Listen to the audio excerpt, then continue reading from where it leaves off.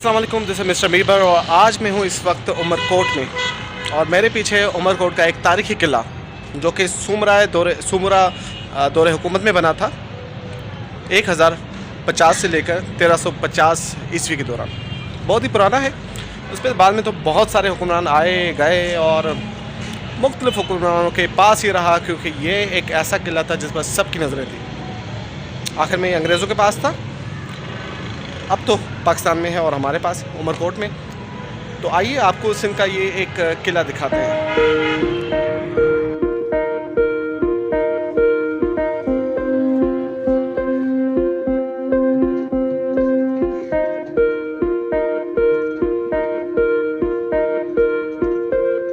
पूरी कहानी जो इस किले से जुड़ी हुई है वो है उमर बारवी का किस्सा। अगर आप के जहनों में होगा तो उमर वक्त के बादशाह थे जिन्होंने मारवी को भालवा शहर थरपाकर से उठाया था और इस किले में आकर कैद किया था।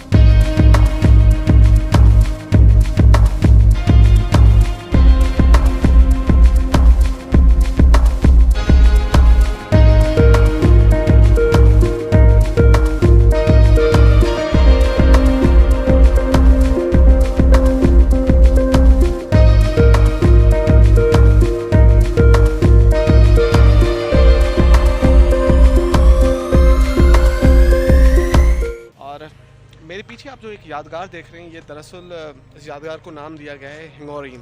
बलोच हमारे सिपाहियों ने जो कि जिनकी तादाद 45 थी, उन्होंने 700 से ज़ायद भारतीय अफवाज जो हिंगोरो एक शहर है थरपाकर और उमरकोट के दरमियान, उस दरमियान जब वो पहुंच चुके थे हिंगोरो में, उन्होंने अपनी कैंप कायम कर दी थी और अगला उनका टारगेट ये किला था उमरकोट का कि वो यहाँ पर काबिज़ होना चाहते थे। तो हमारे बलोच जो सिपाही थे जिनको बाद में हिंगोरीन का लक़ब दिया गया, वो गए और उन्होंने 45 हमारे पाक अफवाज के नौजवानों ने 700 से ज़ायद भारतीय फ़ौजियों को मार भगाया और उसके बाद इनको लक़ब दिया गया हिंगोरीन।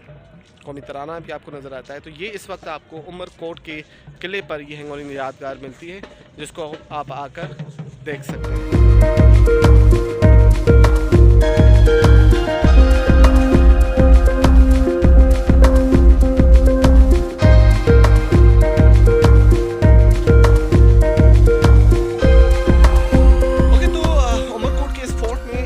म्यूज़ियम भी बना हुआ है, ये है म्यूज़ियम, लेकिन म्यूज़ियम जो है बंद है। आई डोंट नो क्यों बंद है, फिर भी चलते हैं देखते हैं कि म्यूज़ियम खुला हुआ है कि नहीं। आई डोंट थिंक सो, क्योंकि मुझे कोई भी हलचल यहाँ पर नज़र नहीं आ रही। इसका मतलब कि शायद ये म्यूज़ियम बंद है। ये म्यूज़ियम है और इस पर ताला है, शायद कोविड की वजह से यहाँ पर कोई है नहीं जिससे हम ये पूछ सकते कि भाई आखिर ये क्यों बंद है। तो जी जनाब, ये उमरकोट के फ़ोर्ट में अंदर आएंगे तो एक छोटा सा पार्क भी मिलेगा, जिसके हालात भी कोई खासे अच्छे नज़र नहीं आते। ओवरऑल किले के अंदर जो है वो काम होना चाहिए। सामने भी काफ़ी खंडर है और सफाई सुथराई इतनी ज़्यादा नज़र नहीं आती। इसका मतलब है कि यहाँ पर काम नहीं हो रहा, या जितना होना चाहिए वैसे नहीं हो रहा।